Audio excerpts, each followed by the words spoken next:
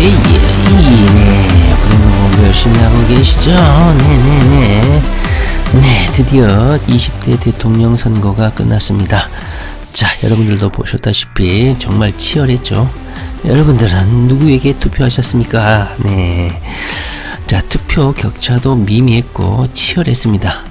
자, 결과는 나왔고요. 우리 투기 어린이들은 어떻게 부동산 대처를 해야 될까? 오늘 간단히 한번 공부를 좀 해보도록 하겠습니다.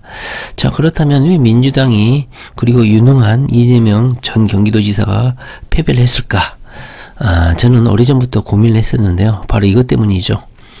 자, 인간은 아버지의 원수보다 재산상의 손실을 더 오래 기억한다. 그러니까 아버지를 죽인 원수를 갚기 위한 효심이라든가 이런 감정적인 것보다는 재산상의 손실이라는 직접적인 경제적 이해 타산에 의해 자신의 정치적 의사결정을 한다는 것이죠. 바로 이 마키아벨리라는 이 선각자죠. 이분이 말씀하신 내용입니다. 여러분들도 동의하시지 않으십니까? 정의, 공정, 이런 추상적인 자유, 민주 이런 가치보다도 지금 당장 임차인이라면, 무주택자라면 월세, 전세가 이렇게 급등을 하고, 그리고 소유자들이라면 문재인 정권에서 많은 시세 상승이 있었음에도 불구하고 문재인 대통령을 욕합니다. 왜 그럴까? 올라봤자 세금도 오르고 그리고 양도세로 다 뜯어가고 하니까 아파트 가격이 올라도 불평불만이 많았던 것이고, 무주택자 같은 경우는 월세가 비싸서 전세 보증금이 많이 올라서, 그리고 대출을 막아서 대출 규제 때문에, 이런 것 때문에 이런 재산상의 손실, 나의 이익이 침해되는 것이 아버지 원수보다 더 중요한 거야. 그래서 저는 눈이 오래전부터 이 부동산 때문에 문재인 정부에 딜 있는 이재명 도지사가 개인적으로 능력이 탁월하다고 할지라도 지게 될 것이다. 이런 약간 예상 아닌 예상을 좀 해봤습니다. 자, 그렇다면 우리 투기 어린이들은 이런 거에 굴하지 않고 어떻게 하면 부동산에서 계속 투자 수익과 투기 이익을 얻을 수 있을지, 방법이 뭘까요? 바로 윤석열이 내세운 부동산 정책, 이것을 면밀하게 공부해서 거기에 적절하게 대응하면 되지 않을까. 그래서 쾌쾌묵은 우리 윤석열의 부동산 정책 공약을 다시 한번 신속하게 검토를 해봐야 될 것 같습니다. 누가 대통령이 되든 간에 흔들리지 않고 그 공약을 철저히 분석해서 정확하게 대응해서 이익을 얻으면 되지 않나. 우리 투기 어린이들이 해야 할 일은 그게 아닌가 싶습니다. 부모의 원수, 아버지의 원수는 나중에 갚고 일단은 재산상의 손실을 만회해야 되지 않을까 하는 생각이 듭니다. 자, 신속하게 한번 윤석열의 공약 살펴보도록 하겠습니다. 자, 일단 우리 투기 어린이들에게 제가 누누이 말씀드리지만 이 가상자산, 암호화폐 시장은 절대 무시를 하시면 안 됩니다. 절대 무시하시면 안 돼요. 비트코인에 대한 관심, 그리고 기타 앞으로 블록체인의 미래에 암호화폐 시장을 이끌어갈 알트코인에 대한 관심 꾸준히 공부를 하셔야 될 것 같습니다. 자, 윤석열 같은 경우는 이 코인 개미 투자자의 디지털 자산 안심 투자 환경 및 보호 정치를 만들겠다고 공약을 했습니다. 기존에 문재인 정부에서는 이것을 범죄시하고 상당히 터부시했었는데, 윤석열 같은 경우는 코인 투자 수익 5천만 원까지 완전 비과세를 하겠다. 그리고 디지털 자산 기본법을 제정하고 디지털 자산청, 그러니까 하나의 청을 만들어서 전문 금융기관으로 육성을 한다고 합니다. 그리고 국내 코인 발행 ICO 허용을 한다고 합니다. 이미 ICO와 관련해서는 제가 영상을 한번 올린 적이 있었죠. ICO, 그러니까 주식 공모 청약같이 코인 시장에서도 공공 발행을 한다는 것이죠. 물론 거리에는 이더리움이라든가 이런 걸 통해서 사기, 투기 이런 걸 방지하겠다는 겁니다. 자, 그 다음 부동산과 관련한 공약 신속하게 한번 보도록 하겠습니다. 자, 주요 내용은요, 수요에 부응하는 충분한 주택을 공급하고 재개발, 재건축, 리모델링 활성화로 수요 맞춤형 공급을 확대한다. 그리고 쾌쾌묵은 1, 2 신도시를 재정비하고 양질의 주택을 공급하겠다. 소규모 주택 정비를 활성화하여 거주 환경을 개선하고 주택 임대 시장을 정상화하겠다. 그리고 임차인의 주거 안정을 강화하겠다. 현재 임대사업자들이 엄청나게 파괴가 되어버렸죠. 저도 마찬가지입니다. 자, 공공임대주택과 함께 민간임대주택 활성화 사업을 펼치겠다. 공시가격을 환원하고 부동산 세제를 정상화하겠다. 자, 세제 부분에 대해서는 직접적으로 대통령이 당선되자마자 TF팀을 구성한다고 했었습니다. 그다음에 주택 대출이 현재 엄청나게 규제가 되어 있는데, 물론 이게 대출 규제를 왜 했을까요? 문재인 정부가 한번 엿먹어 봐라 무주택자들 그러려고 했을까요? 물론 현재 무주택자들에게는 대출 잘해줍니다. 2주택자, 3주택자, 다주택자에 대한 주택대출 규제죠. 당연히 이건 규제를 해야 되죠. 투기성 대출이 많기 때문에. 그런데 이걸 좀 규제를 안 한다고 하기 때문에 다시 투기 수요가 좀 몰려들 수가 있겠죠. 문재인 정부 같은 경우는 국가 부채 관리 차원에서 이걸 접근했는데 무주택자라든가 1, 2주택, 다주택자들 같은 경우는 대출 규제 때문에 상당히 애로사항을 겪고 있는 게 사실이고 이것이 불만으로 표출이 되고 있는 것 같습니다. 솔직히 무주택자들에게는 대출 잘해줍니다. 네. 자, 다양한 주택금융제도로 주거사다리를 복원하고 외국인 주택 투기를 방지하고 국민의 거주권을 보호하겠다. 뭐 다소 추상적인 내용들인데요. 한번 구체적으로 어떤 내용들인지 스킵을 좀 해보도록 하겠습니다. 일단은 부동산 세제 정상화 공약 간단히 요약된 것은 이런 내용입니다. 바로 문재인 정부 이전 2020년 수준으로 환원을 하겠다. 2017년 수준이 아니네요. 문재인 대통령 당선된 수준은 아니고 2020년 2년 전 수준이네요. 그 다음에 종합부동산세와 재산세를 통합 추진하겠다. 한번 이건 쭉 읽어보시기 바랍니다. 그 다음에 양도소득세를 개편하고 취득세 부담을 인하한다. 다주택자들의 취득세도 부담을 인하하겠다고 공약을 했습니다. 그리고 정부 출범 즉시 부동산 세제 정상화를 위한 TF를 간화하겠다. 이렇게 공약을 했습니다. 그러니까 현재 국민들이 부동산 세금 때문에 고통을 받고 있기 때문에 이 부분에 대한 현재 인식을 하고 있다는 뜻입니다. 자, 그렇다면 첫 번째로 시장 안정과 국민 주거 수준 향상을 위해 수요에 부응하는 주택을 공급 정책 위주로 추진하겠다. 이것은 뭐 공약이 차별화된 건 아니었죠. 현재 윤석열의 공약을 보면 현재 문재인 정부의 문제점을 진단을 하고 거기에 대한 해결책을 약속하는 방식으로 공약을 했습니다. 한번 현재 문제점, 재건축 재개발 규제, 세금 폭탄 이런 문제가 있는데 나는 250만 가구 정도를 공급을 5년 동안 지속적으로 하고 그 다음에 재개발 재건축을 풀겠다 이런 내용입니다. 뭐 복합개발을 한다든가 소규모 정비사업을 한다든가 공공택지를 개발한다든가 도심 역세권 복합개발을 한다든가 재개발 재건축을 한다든가 정밀안전진단 기준 뒤에서 보겠지만 완화를 한다든가 합리화를 하겠다든가 용적률을 올려주겠다든가 신속통합 인허가 이런 것처럼 오세훈의 정책을 같이 하겠다 공유하겠다 이런 거라든가 재개발 재건축을 활성화시키겠다 이런 공약을 내세웠습니다. 더 자세히 살펴보면 재개발 재건축 리모델링을 활성화하겠다. 가장 파격적인 게 바로 30년 이상이면 재건축 대상이 되는데 정밀 안전진단을 면제하겠다는 거예요. 안전진단에는 2단계로 진행이 되죠. 일단 정밀 안전진단 전에 기초 안전진단이 있잖아요. 거기에 대해서 이렇게 퍼센테이지를 비율을 통해서 먼저 안전진단을 하는데 기존에는 비율이 이렇게 되어 있습니다. 그런데 이런 식으로 개선을 하겠다. 건축 마감이나 설비 노후도 그 다음에 주거 환경의 비율을 높여서 건물은 낙후되지는 않았지만 주차 공간이 부족한다든가 여러가지 환경이 생활하기 너무 불편하다. 그러면 이거에 가중치를 부여해서 건물이 충분히 낙후되지 않더라도 재건축을 원활하게 추진할 수 있도록 하겠다는 것이죠. 제가 생각하기에는 윤석열이 부동산 정책은 재건축 재개발을 상당히 활발하게 추진하지 않을까 하는 생각이 듭니다. 대부분은 1단계 안전진단을 통과하더라도 이 정밀 안전진단에서 거의 막히거든요. 여기에서 다 걸리거든요. 뭐 40년 이상, 50년이 돼도 이 정밀 안전진단을 통과하지 못한 아파트가 많습니다.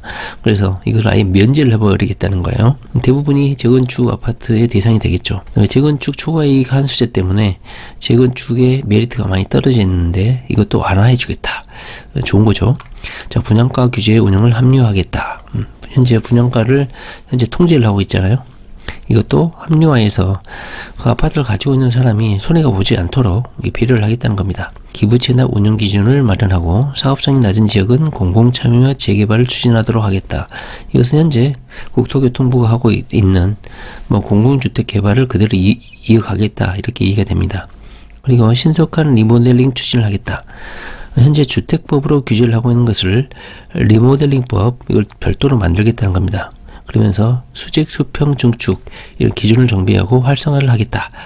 이렇게 공약을 했습니다. 그리고 지금은 상대적으로 박탈감을 느끼고 있는 일기 신도시 주민들이 현재 많은 걱정을 하고 있죠. 그러다 보니까 현재 일기 신도시를 재건축할 수 있도록 현재 메리트를 부여하겠다는 겁니다. 자, 현재 일기 신도시 같은 경우 분당, 일산, 평촌, 산본, 중동 같은 경우는 현재 많이 낡았죠. 노후화되고 주차 시설도 부족한데 용적률이 상당히 높은 편이죠. 그래서 재건축에는 적합하지 않은데 이번 공약에서는 일기 신도시를 재건축할 수 있도록 종성향을 통해서 용적률을 높여주면 재건축할 수 있는 경제적으로 어느 정도 이점이 있겠죠. 그리고 3기 신도시를 현재 건설하고 있는데 3기 신도시 등에다가 1기 신도시 재정비를 위한 이주 전용 단지, 그러니까 1기 신도시를 동시에 재건축을 해버리면 1기 신도시에 살고 있는 사람들이 이사를 갈 데가 없잖아요. 그러다 보니까 3기 신도시에다가 이주자 택지를 만들겠다는 거죠. 거기 아파트를 만들어서 1기 신도시의 주민들이 임시로 재건축이 완성될 때까지 살 수 있는 전용 단지를 만들겠다는 겁니다. 저층 단독 다가구 주택 정비를 활성화하고 거주 환경 수준을 높이겠다. 이것은 재개발 관련된 내용이겠죠. 재개발 가로주택 정비 사업. 이것을 적극적으로 활용하겠다. 이것은 빌라라든가 다가구 단독주택 가지고 계신 분들 한번 읽어보시기 바랍니다. 보시면 7층, 10층까지 건축을 허용하겠다 이런 내용이죠. 이재명 공약하고도 차별화된 건 거의 없습니다. 그 다음에 주택 임대차 시장을 정상화하여 임차인의 주거 안정을 강화하겠다. 현재 문제점을 비판을 하고 있습니다. 계약갱신 청구권이라든가 임대차 3법, 그 다음에 특히나 임대사업자들에 대한 아주 탄압적인 규제 이런 거에 대해서 완화를 하겠다 이런 차원인 것 같습니다. 자, 임대차 3법을 전면 재검토를 하고 그것을 보완하겠다고 합니다. 그리고 특히나 임대사업자들이 아주 완전히 파괴되다시피 했죠. 저도 임대사업자긴 한데 정말 다 해제가 됐습니다. 다시는 아파트를 등록을 못하게 해놨죠. 아파트를 막았죠. 그런데 윤석열 같은 경우는 시장 여건을 고려해서 소형 아파트 같은 경우 전용 60제곱미터 25평 이하 정도 되겠죠. 종부세 합산과세를 배제하고 양도소득세를 중과세를 배제하면서 세제 혜택을 다시 부여하도록 하겠다. 다시 임대사업자들에게 숨통을 트여주겠다 하면서 소형 아파트의 임대사업자 등록을 허용할 것 같습니다. 그리고 임차료 인상률 현재 5%인가요? 5%만 현재 올리지 못하게 하고 있는데 이것은 그대로 이어갈 것 같습니다. 이어서 공공임대주택과 함께 민간임대주택을 활성화해서 전월세난을 해소하겠다. 자, 현재는 공공임대주택이 임대사업자 제도를 폐지함으로써 그 책임을 전부 다 투기꾼으로 몰았죠. 임대사업자들을. 그래서 처음에는 장려했다가 나중에는 규제를 하고 해가지고 현재 임대주택이 상당히 양이 줄었다고 보시면 됩니다. 임대사업자들이 임대사업 물량을 폐지를 해버리니까 시장에도 현재 임대 물량이 많이 줄었다고 보시면 되겠죠. 정책 불신으로 민간 임대주택 시장이 크게 위축된 상태인데 여기 보시면 세제 및 금융지원 강화로 장기 민간 임대주택을 활성화시키겠다. 장기 민간 임대주택은 10년 이상 임대를 주는 것이죠.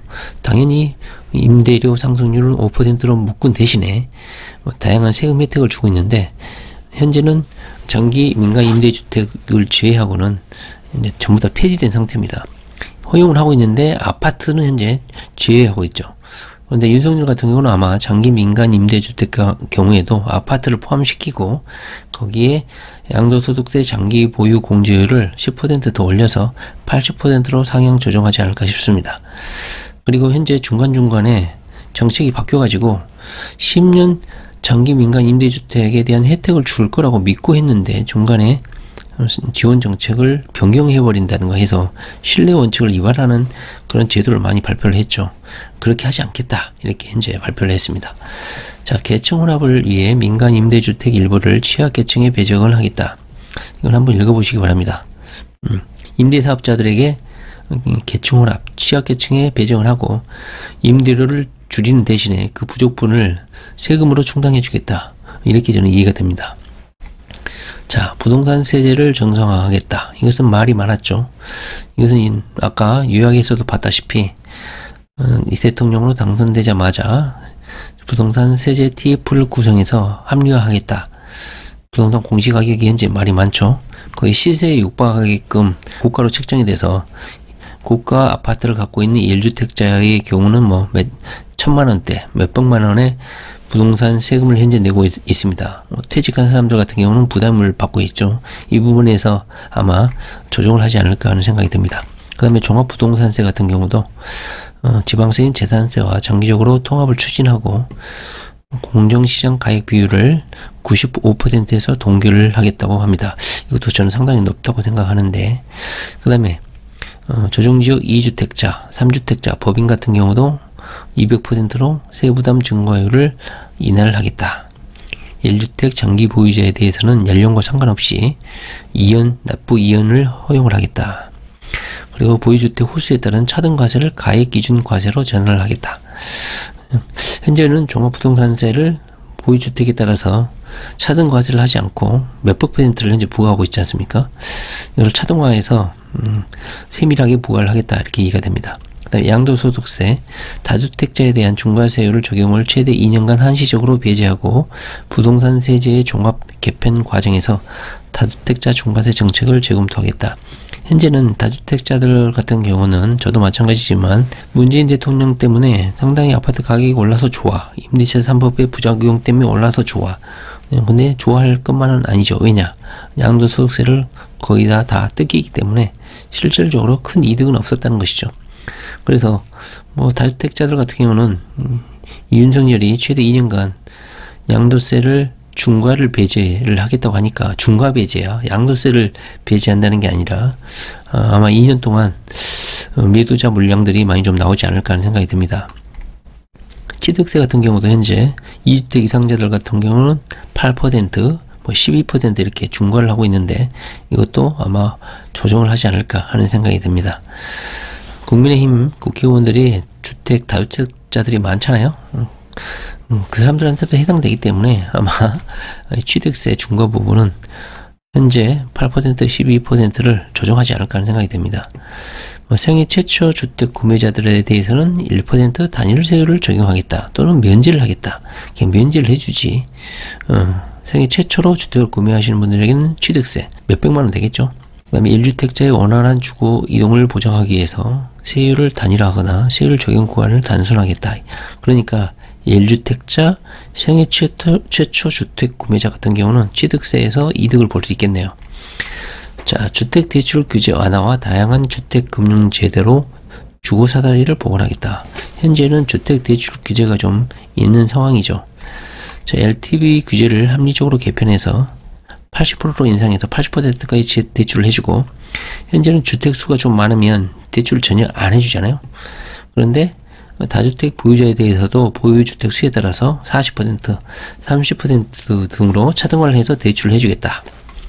그리고 신혼부부 같은 경우는 저리금융을 해주고, 한번 신혼부부 청년들 같은 경우는 자기 해당 부분 한번 읽어보시기 바랍니다. 그 다음에 외국인의 투기성 주택 거래를 규제하여 국민의 거주권을 보호하겠다.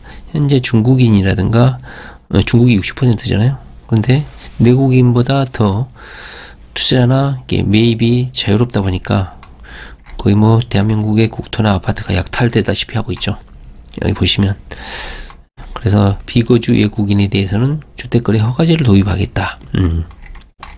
이것은 그냥 제가 넣어봤는데요. 통장님, 이장님의 수고를 잊지 않겠습니다. 10만원을 더 주겠다. 현재 이장님이라든가 통장님 같은 경우는 명절수당 월 현재 30만원을 받고 있거든요. 월 30만원을 받고 있는데, 회의 참석수당 뭐 해당 2만원을 받고 있습니다. 그래서 연으로 따지면 약 480만원 정도를 통장 이장님이 현재 받고 있다고 해요. 거기에 추가로 또 10만원을 특화발전 지원수당을 신설한다고 합니다. 그래서 시골로 귀농하신 분들이라든가 아파트 통장 하실 분들은 거의 월급이 거의 40만원 정도 된다, 이렇게 보시면 될 것 같고, 연봉으로 치자면 그 500만원에 육박하니까 적극적으로 한번 지원해 보시기 바랍니다.